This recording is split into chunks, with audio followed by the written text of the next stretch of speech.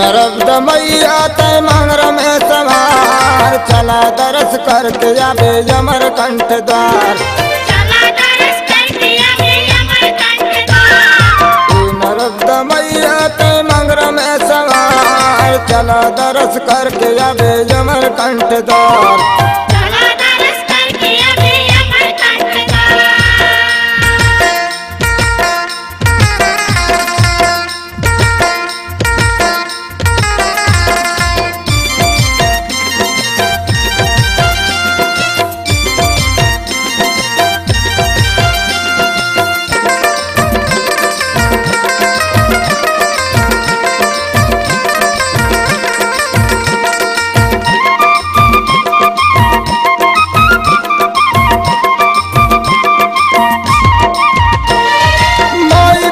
सोन मुड़ा अमर कंठ वाले भोले शंकर पार्वती आरती उतारे।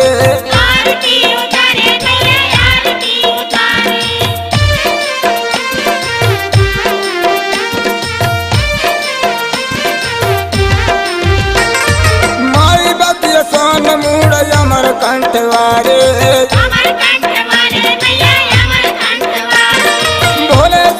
पार्वती आरती उतारे।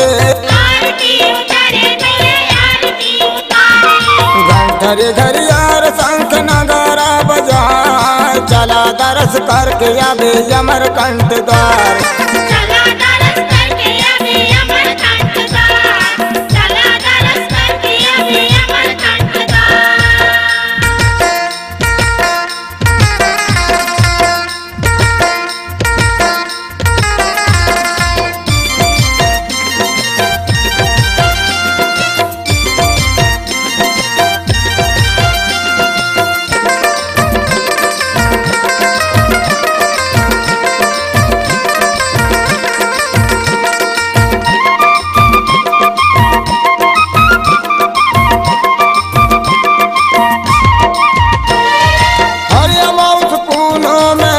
हमें मेला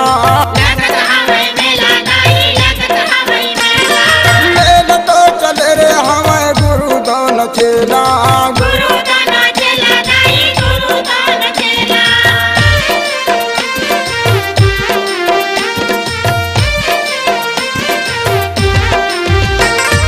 हरियम पूनों में लगत हमें मेला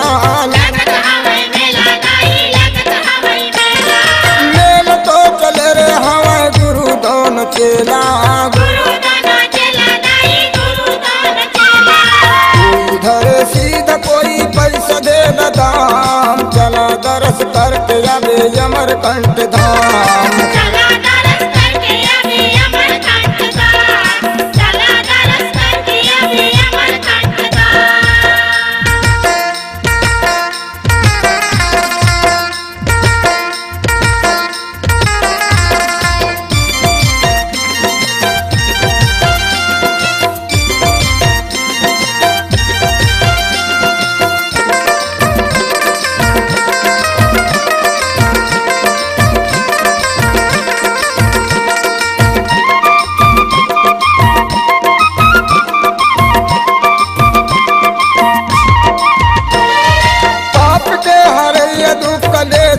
कटैया माँ कलेश के कटैया माँ कलेश के कटैया और जैसे शक्तिशाली यहाँ कोई नहीं है दाई। यहाँ कोई नहीं है माता यहाँ कोई नहीं है।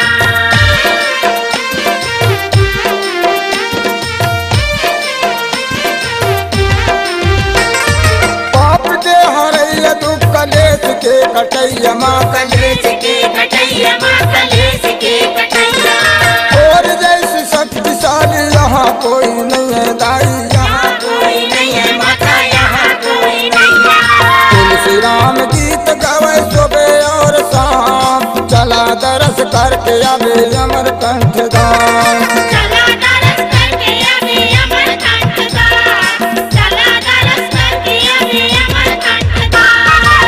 नरब्द मैया तय मंगर में सवार चला दरस करके आवे अमर कंठ द्वार।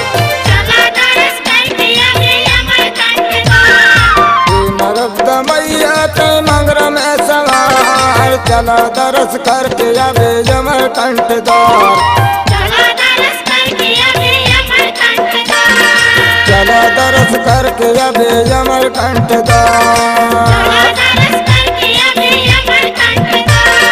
चला दरस करके अबे अमर कंठदार।